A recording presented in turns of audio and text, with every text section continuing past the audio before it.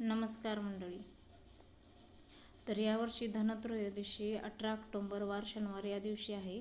या दिवशी उत्तम आरोग्यासाठी, समृद्धीसाठी धन्वंतरीची पूजा केली जाते. धनत्रयोदशी या दिवशी भगवान धन्वंतरी समुद्रातून अमृत कलश घेऊन प्रकट झाले. त्यामुळे हा दिवस आरोग्य व आयुष्य वाढवणारा मानला जातो. संध्याकाळी पूर्वेकडे तोंड करून धन्वंतरी देवाची पूजा करावी व पाठ मांडून लाल वस्त्र अंथरावे. त्यावर तांदळाची रास करून कलश ठेवावा. 7 मडक्यात 7 प्रकारचे धान्य ठेवावे. पानाचा विडा ठेवावा आणि धन्वंतरीची पूजा हळदी कुंकू अक्षदा फुले वाहून करावी. नैवेद्य म्हणून गूळ धने ठेवावे आणि चांगल्या आरोग्यासाठी प्रार्थना करावी.